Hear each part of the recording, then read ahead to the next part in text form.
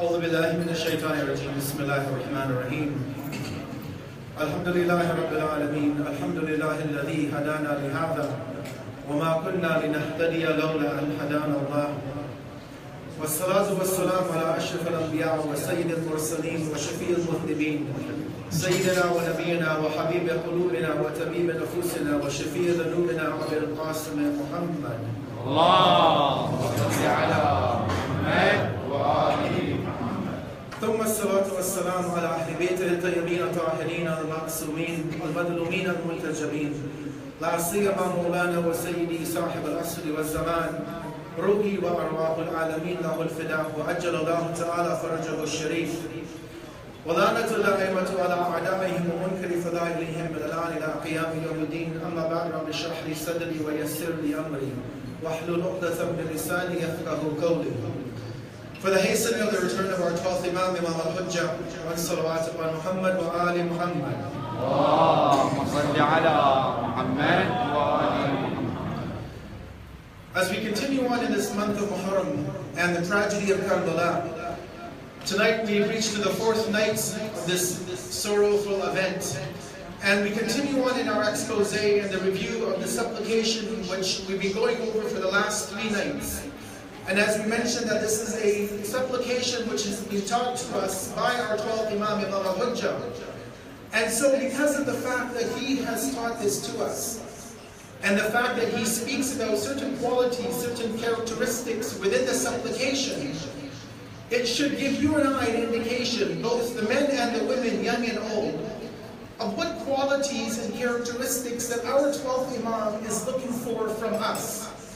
You know, one of the things that as we gather in these nights of Muharram, and we hear about the tragedy of Karbala, and we listen about the companions that were present with Sayyid al-Shuhada on the day of Ashura, we realize that they had certain qualities which allowed them to be there on the day of Ashura.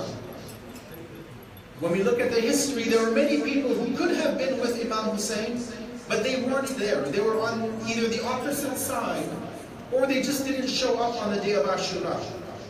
And probably if we were to analyze them, if we had the ability to look at all of those people who did not join the caravan of Imam Hussein, we would probably see that they were lacking in certain spiritual qualities.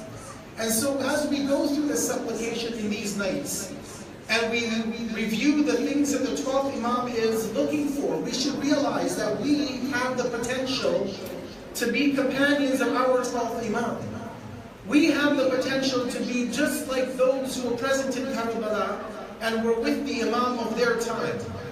And so tonight when we continue in this supplication, and if you know the dua, if you know the supplication, you'll know that I have not gone over every single line. I've skipped a few of them. And not because they're not important, because I wanted to try to bring about the most relevant topics within the concept of this dua, which I feel personally are most pertinent and relevant to us living in this Western society in today's day and age. So tonight, in the 4th point that we want to look at, we come to a discussion from our 12th Imam, which concerns all of us. You know, the previous discussion about knowledge, maybe somebody will say, well, it doesn't appear, it doesn't, you know, fit within my life. Maybe I'm too young to seek knowledge. Or maybe I'm too old, I don't have the ability. So there may be certain parts of the dua which we may be exempt from. But the portion for tonight, nobody is exempt from this particular line of the Imam. And he says in the dua, he says, وَتَحِرْ بُطُونَنَا مِنَ الْحَرَامِ وَالشُّبْحَةِ. Purify my stomach, purify our stomachs from 2 qualities of food. The haram, the forbidden, and the shubha, that which is doubtful within our lives. When we look at the topic of food that we consume, the ayat of the Quran are very clear. Allah in over 250 verses speaks about food.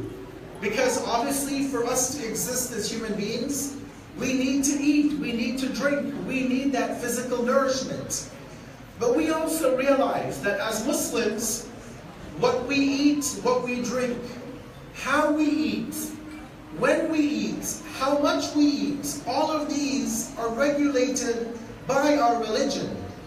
It's not that just we can go to the supermarket and buy whatever off the shelf. We need to read the ingredients, we look at what is in the food. All of these things are within the religion of Islam. Allah did not just bring a religion of worship in terms of praying, fasting, hajj. These are aspects which are important. But even the aspect of food and drink, which we all need to do, Allah has been very clear in the Quran, and the hadith of the 14 infallibles has been very clear in all of the qualities and characteristics that we need to keep in mind. Today we live in a very interesting time in the world. You know, if you go to any of the supermarkets, if you go to your local butcher, you'll see that certain phrases are used. I don't claim to know all of them, but you'll see, for example, they'll call certain produce organic.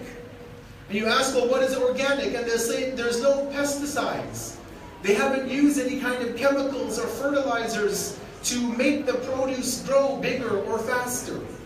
They'll talk about free-range animals, chickens that are free-range, that are not put in a cage. They're free to roam about and eat naturally.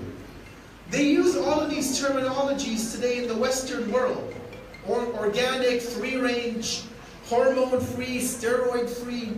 All of these terminologies they use. Why? Maybe at one level they are concerned about the human body.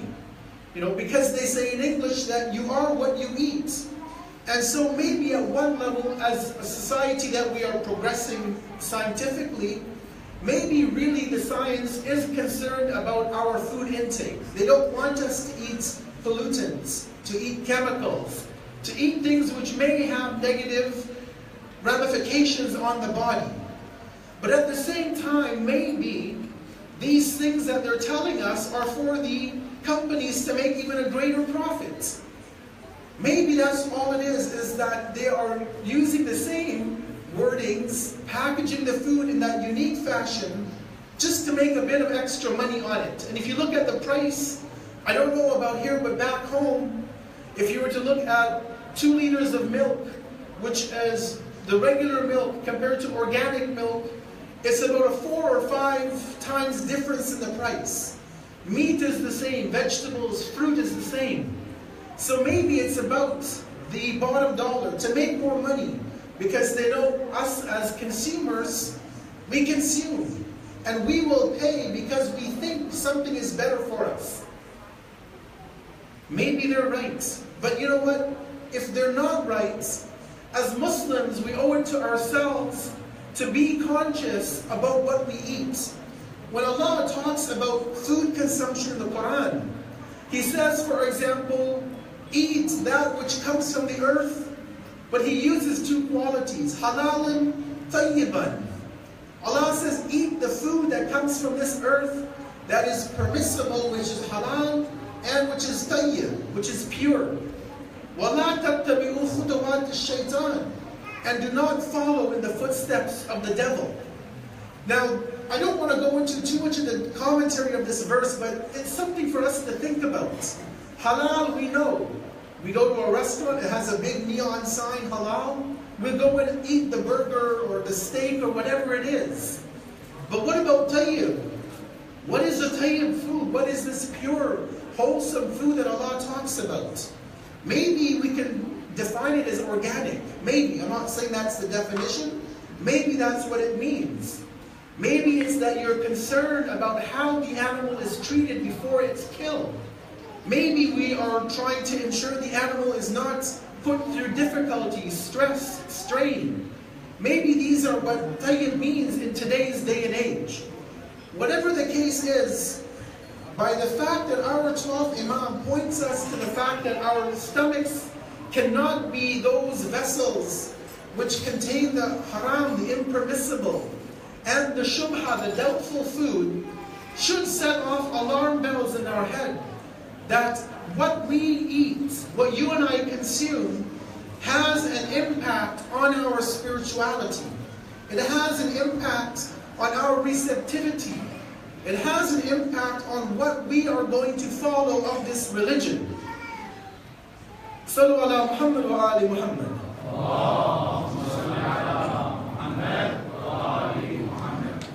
In the verse of the Quran, Allah talks, and as I said, there are over 250 references in the Quran about food.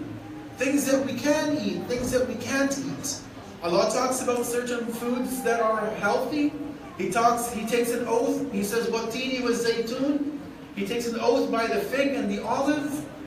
But then Allah tells us how the kuffar eat. How do the non-believers, those who are open rejectors of Allah, those who are actively working against humanity, working against Allah's teachings, how do they consume food? He says in the Surah Muhammad, verse number 12, وَالَّذِينَ كَفَرُوا, those people who are open rejectors of Allah, those who openly reject a concept of God, وَالَّذِينَ كَفَرُوا يَتَمَتَّعُونَ وَيَأْكُلُونَ كَمَا تَأْكُلُ الْأَنْعَامُ. Those who disbelieve in God and those who do not accept a higher reality, they enjoy their life, the pleasures of this dunya, and they eat, they consume of this world just as animals eat. Have you seen a farm? Or you seen a video, maybe you drive in the countryside and you see sheep or goats or cows and they just wander around the field eating whatever. They're not concerned. The cow doesn't ask, is this haram or halal? The cow doesn't care if it's stolen property or is it his. He just eats whatever he wants to eat. The animals don't question these things. They just lead an animalistic lifestyle. Allah says in the Quran that the kuffar, those who are openly antagonistic against Allah, who reject any notion of God, this is their life. They enjoy themselves. While the believers are in the masjid making dhikr of Allah, those who are the kuffar are in the stores and in the gambling casinos and the nightclubs, enjoying their life, having fun, يَتَمَتَّعُونَ, and they eat what they want to eat. Yes, they're concerned about organic and healthy food, but they don't care more than that. And even that, it's a secondary notion. It's not the prime goal when they eat. So Allah tells us that we as Muslims should not be like those who don't care about the life, who just do what we want to do, but have fun because it's the thing to do, who eat what they want to eat because it's available, it's cheap, because everybody's doing it. So we realize as Muslims that every aspect of our life, and as the 12th Imam shows in this supplication, that everything goes back to our connection to Allah. And obviously connection to Allah as an extension is also a connection to the 12th Imam. If we want to be in the camp of the 12th Imam when his advent takes place, we have to be concerned about the food that we consume. Sallu ala Muhammad wa ali Muhammad.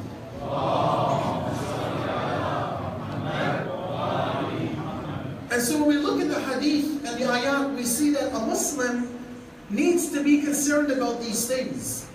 You know, when we live in this environment where we have haram and halal, we have permissible and impermissible choices that we can make. As a community of believers, we need to realize that we need to make the right choices. And I don't want to go into the jurisprudential. You can ask the marja that you follow, look in the book of his Islamic laws to see what are the rulings of what you can eat, what we can't eat, how you identify haram from halal. There are certain rules that we need to put into place. But in summary, this becomes one of the most important qualities for a believer who is seeking to be within the camp of the 12th Imam. Again, the society that we live in, they don't really think about this too much. It's just about having fun, doing what you want to do, eating what you want to eat. When you watch even television today, it's amazing how many TV shows are out there that the entire goal of the show is eating food. I'm sure you've seen this. I know in America you have professional food eating competitions. Like you have sports, you have the NBA, you have basketball, you have the NFL, football, you have ice hockey. Sports which take stamina, which take energy. You have people in America and maybe other parts of the world who are professional eaters. That's their job. They eat food on television for prizes, for money. And when you think about this, how preposterous this can be, that in a country where people go to bed hungry, where children don't have food, children go to school on an empty stomach, that you have people who can waste food, who can eat so much that they can't even get out of their chair at the end of their food session. That in a world where thousands of children die because of starvation, people can be wasting so much food. Islam, again, has a response to this. Let me share with us one hadith. There's a very powerful saying from our beloved messenger, the Prophet Muhammad sallallahu alayhi wa alihi wa sallam.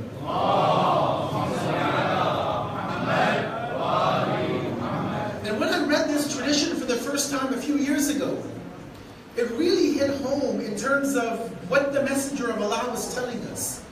The status of some people in society and how they are deemed. Sometimes we look at certain people who we feel to be high in society, but Allah considers them to be the lowest of the low.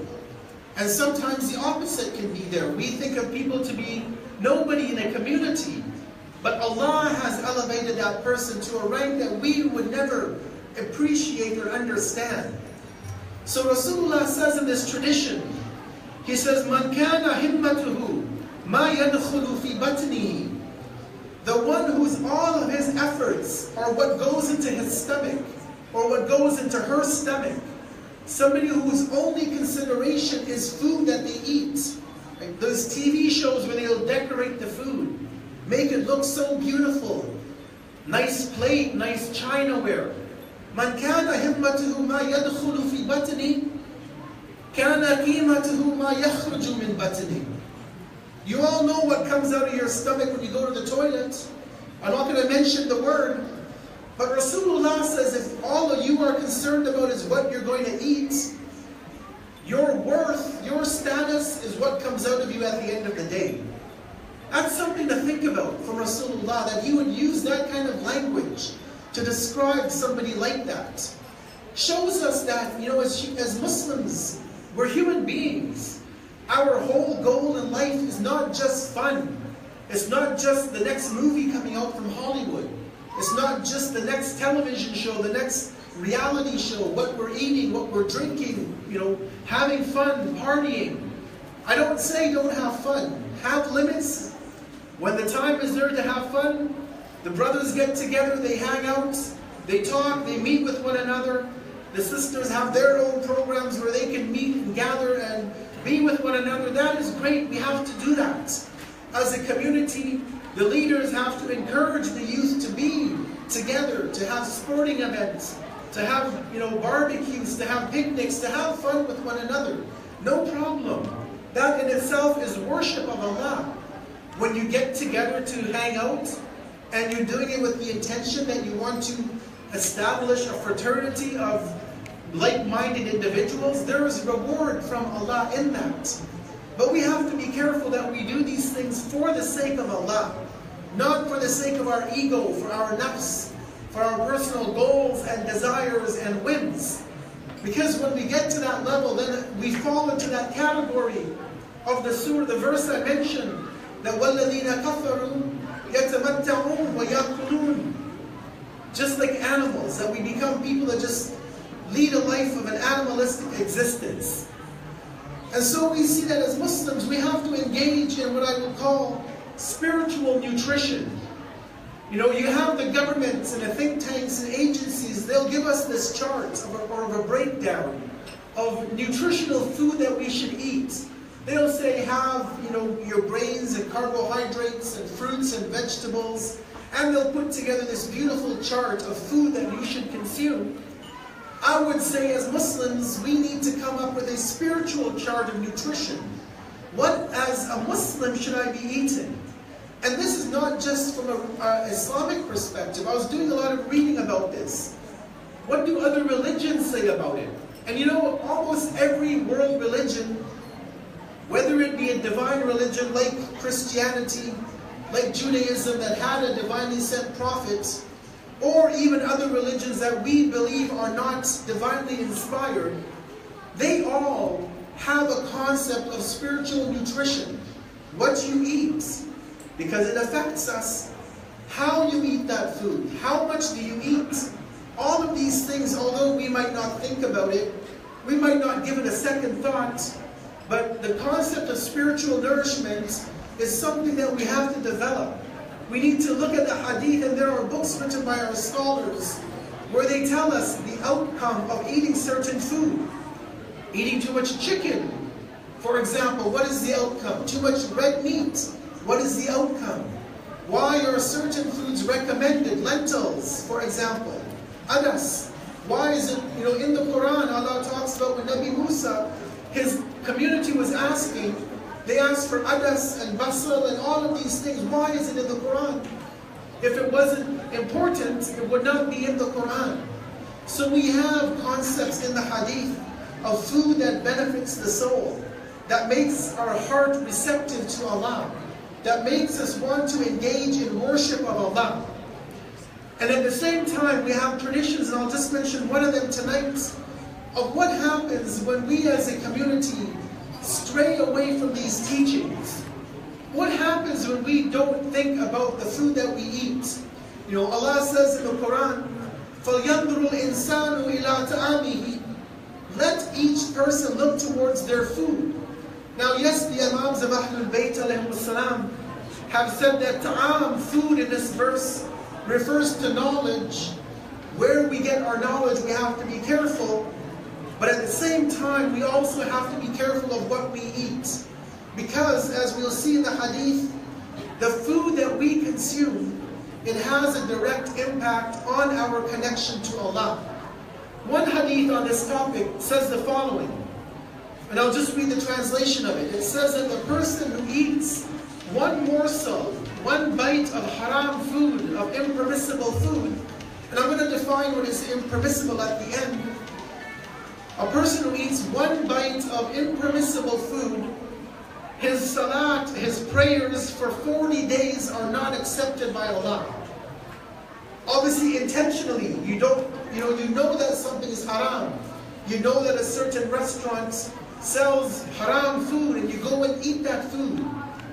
The hadith says for 40 days your salat is not accepted. That doesn't mean you don't pray. People say, well, I don't have to pray for 40 days. No, you still have to pray. But you don't get the return of that salat, of that prayer. And the return, obviously, as Allah says in a verse of the Quran, إِنَّ الصَّلَاةَ تَنْهَى عَنِ الْفَحْشَاءِ وَالْمُنْكَرِ. The salah should keep you and I away from evil and sins. So eating forbidden food, you lose that benefit of the prayers. You are removed from that protection of Allah from sinning. So Rasulullah, or the Imam says in this hadith, 40 days your prayers are not accepted, and your du'as are not accepted for 40 days as well.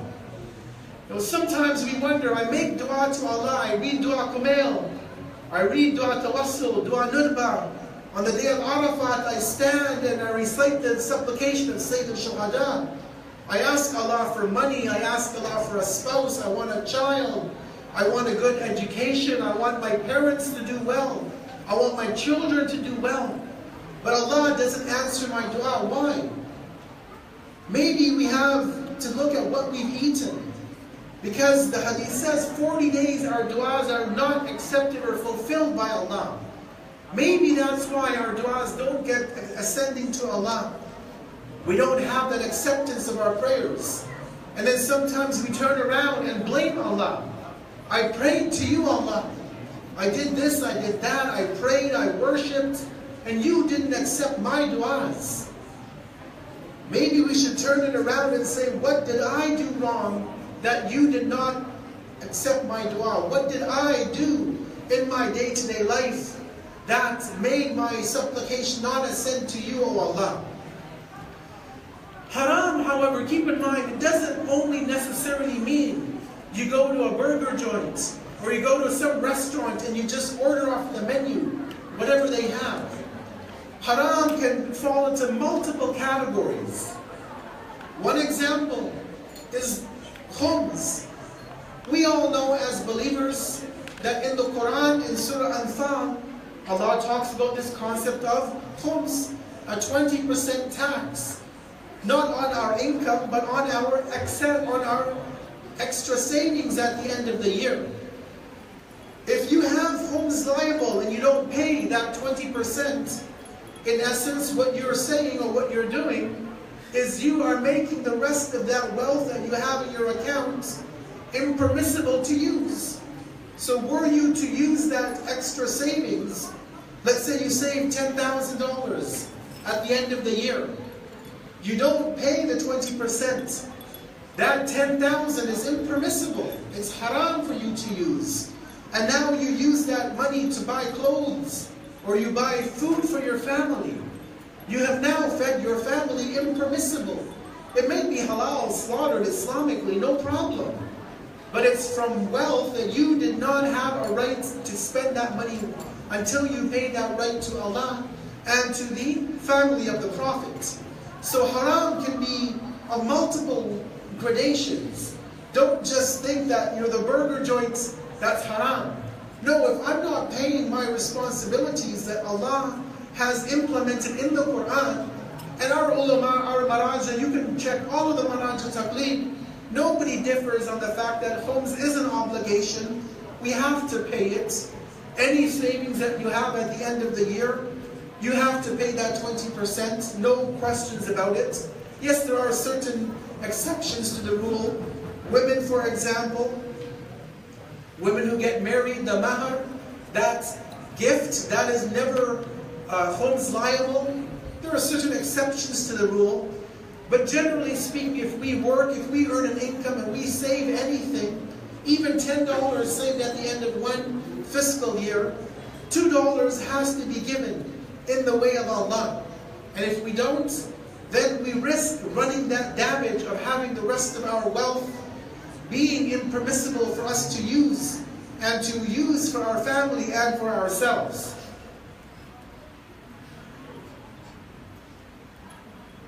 The hadith again talk about this at very, very different levels. And the ayat of the Quran, as I mentioned, 250 verses, speak about many different aspects of food. We're told, for example, that certain types of meat are haram. We're told that the meat has to be slaughtered, the animal has to be slaughtered in a specific way. Certain times people will ask me, why all of this requirement that Allah put in? Why should we be so careful of what we eat, the way it's slaughtered, all of these things? Does it really make a difference to us? Does it really make a difference at the end of the day? Allah will forgive. Yes, all of that is true.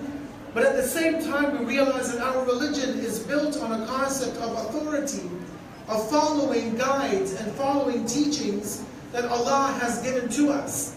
I'll give you just one example, we'll conclude for tonight, on the concept of even determining haram and halal. They say that at the time of one of the latter imams, the 5th or the 6th imam, that the companion comes to the house of the imam, and the imam wants to test this individual. How loyal is he to the Ahlul Bayt? How loyal is this individual to the teachings of the family of the Prophet? And the individual is given this example, and the imam begins to speak to the man. And he says, the companion says that I have so much conviction in this imam, again the 5th or the 6th imam, that were he to give me a pomegranate, take a pomegranate off of a tree, and that tree was in a garden of multiple trees, and all of those trees were fed from one source of water, and the imam were to give me the pomegranate, open it in half, split the pomegranate in half, and tell me that half of this is halal, the other half is haram, that I would follow the imam. Although it's from the same tree, watered by the same water, there's no difference in it. The companion says, if my imam told me that half is halal for you to eat, half is permissible, the other half is impermissible, I would follow the Imam, because it's about obedience to the Imam of the time. And if we as a community, as men and women, can get to that level of complete obedience to the Imams of Ahlul Bayt, when our 12th Imam says in this dua, وَتَحِرْ بُطُونَنَا مِنَ الْحَرَامِ وَالشُّبْهَةِ, that purify our stomachs from the haram that we eat and the doubtful food. Because sometimes you'll say, well, I don't know. Is it haram or halal? Is it slaughtered Islamically? Is it permissible? We're not going to be held accountable by Allah. Allah won't say, you ate that food, didn't you know it wasn't allowed? No, we won't be held accountable. But there may be a spiritual ramification on our hearts. We may not be receptive of the messages of Allah if we do not follow, if we don't ask Allah for the purification of our stomachs.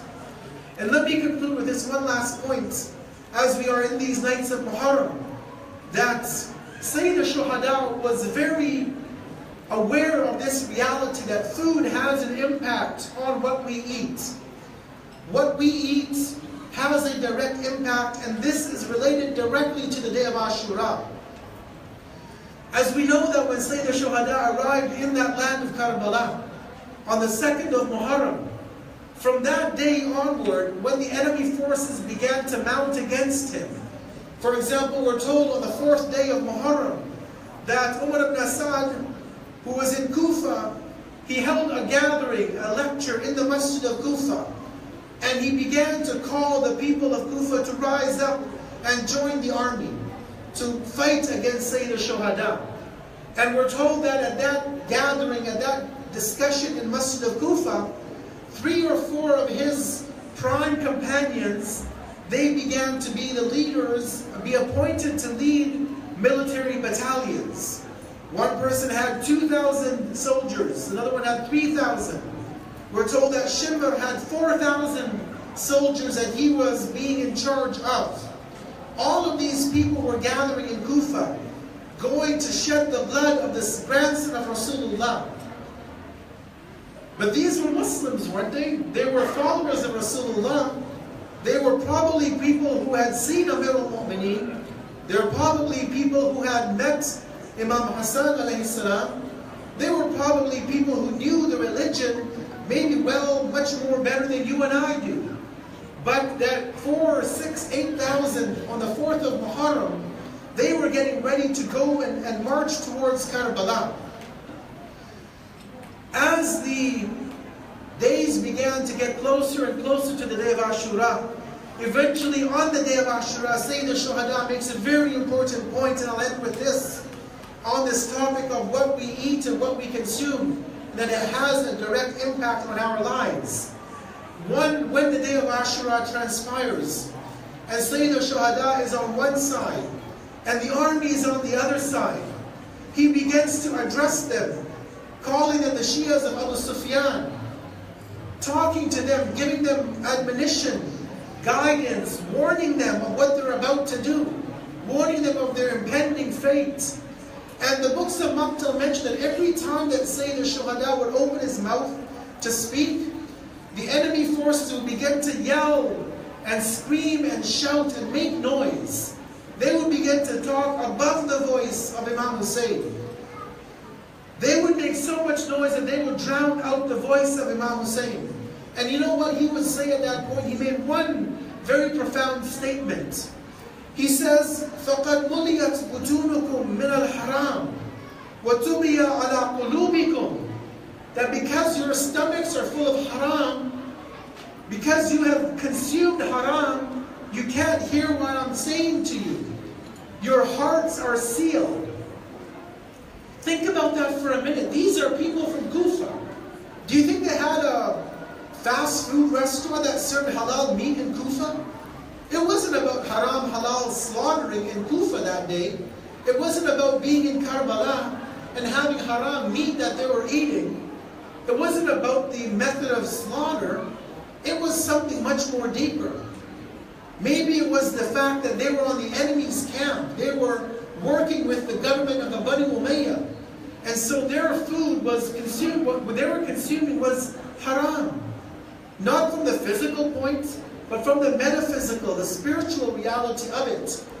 Just that one statement, brothers and sisters, as I conclude with that, should be a realization for us tonight that what you and I consume will impact us. If Sayyid al-Shuhada told those people on the day of Ashura that what you've eaten, your stomachs are full of haram, that you can't hear me as the Imam of your time, then what about all of us here tonight? Can we hear the words of our 12th Imam? When the 12th Imam makes his duhur and he calls us and he says, Ya Ali, or Ya Zahra, Ya Zainab, you who live in Sydney, I'm calling you to come and help me. Will we start to make noise when the Imam makes that call because we've been busy eating at the local burger joint or this place or that place, or not giving our homes, or being on the side of the zalim? Because the 12th Imam will make a call, just like Sayyid al-Shuhada. And if the people of Kufa couldn't hear that call, we have to think about ourselves when we have the ears to hear the call of our 12th Imam. And so as I conclude, we have to keep this point in line, that we have to be concerned as a community that what we eat is very important. It will have an impact on our soul. It will affect us. And it will affect our being able to be receptive when our 12th Imam makes his duhur. We ask Allah as we conclude to accept this act of worship from us tonight. And as we continue in these nights of Muharram, as we get closer to the day of Ashura, that we can develop a closer affinity to our 12th Imam. We ask Allah to forgive us any of our sins, to keep us on the path of Muhammad and Ala Muhammad. And we ask Allah to hasten in the return of our 12th Imam, the duhur of our 12th Imam, and that we can be worthy of being amongst the helpers and assistants and the adherents to the cause of our 12th Imam. رَبَّنَا تَقَبَّلْ مِنَّا إِنَّكَ أَنْتَ السَّمِيعُ الْعَلِيمُ. Let us conclude by reciting a Surah Al-Fatiha, asking Allah to dedicate the thawab to all of the deceased from our communities, from our families, from our friends, from the shuhada who have given their blood for the sake of this religion, and for the ulama who have given their lives for the preservation of the deen of Islam. Surah Al-Barakatul Fatiha, but before that, one loud salawat upon Muhammad wa Ali Muhammad.